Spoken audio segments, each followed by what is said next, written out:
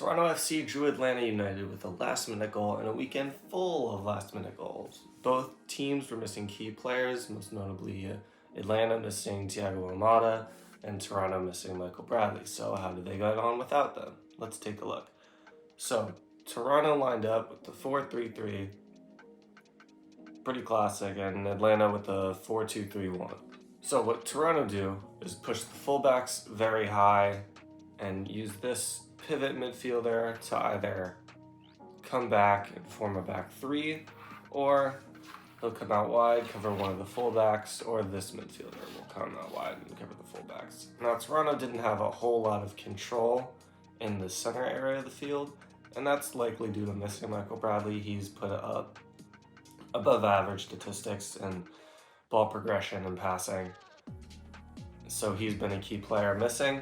But what Toronto want to do is get the ball out wide to either Lorea or Bernadeschi, mostly just on this right side, and have them suck players in with their individual play, leaving one of the midfielders or the other one of them. If Bernadeschi has the ball, he's getting Lorea open. If Lorea has the ball, he's getting Bernadeschi open.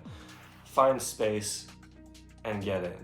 Now, Lorea is a very important player for Toronto. He puts up crazy progressive numbers as far as fullback goes. Defensive numbers, not amazing, but what he doesn't do defensively, he outputs offensively.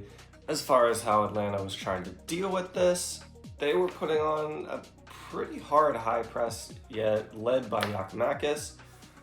He was doing really well stopping these center backs and the midfield from playing out effectively. He was winning a lot of balls, but of course they lost that in the second half. And them pressing was leaving space open behind the front line. The midfield and defense weren't always backing up the press, so that didn't really stop Toronto from getting this ball out wide. But the real problem for Atlanta United was when the ball got into the final third for Toronto, they just were not closing the ball down quick enough. This was happening all game.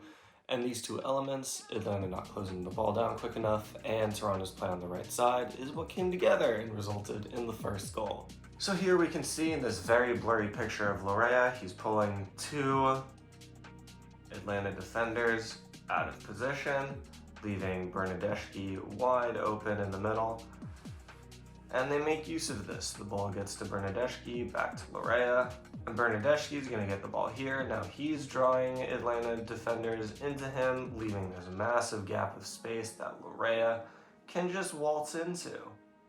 So even though Lorea got all that space, you can see there's 1, 2, 3, 4 Atlanta defenders who are open, not marking anybody else, who should be able to close that down. And nobody put a tackle in, nobody got anything in, and that's how Toronto got their first goal. So how did Atlanta United attack? Because they got 2 goals too. Well, they made use of this massive open gap that was made by Lorea, and as soon as they won the ball, they were looking to play into this half space into Derek Etienne Jr., and they made a lot of chances in the first half this way. Although Toronto in the second half, they were able to block this up a little better. Presumably Bob Bradley figured this out too during the game. It was fairly obvious. Every ball was just going to Etienne. And the other way that they were creating chances was through Giakoumakis' press. He was winning the ball high up the field, made a few chances that way. And this fits into the way they've played over the season. They're second in accurate long passes in the MLS, so that's what they're looking for. Now, when Atlanta were trying to build out of the back, Toronto were playing in a 4-4-2, presumably so Bernadeschi wouldn't have to track back on this side. And Atlanta were trying to play through the middle, through their double pivots, and play a long ball over the top or something. They looked lost once they got up here into the final third because they were missing Thiago Almada, who is leading statistics in almost every attacking statistic that exists in the MLS this season. So they were missing that final killer pass, that progressive ball into the half space. They just didn't have that this game. Nobody could come in and accurately replace that from Almada. We can see this from the type of goals they scored. One great header off a set piece, the other off a cross with a free man that Toronto probably should have done a better job defending. He had two center backs between them. Could have done better, but the point is they weren't making play in the run of play. It wasn't nice balls in like they're used to. They were really missing Thiago Almada, and they're going to need to work on how they're going to replace him because he's not going to be here long. So a fairly even game in terms of possession, passes, style of play, shots and chances. This game was less of a tactical battle and more about two teams playing in possession, creating moments of individuality that got them scoring chances. Thanks for watching.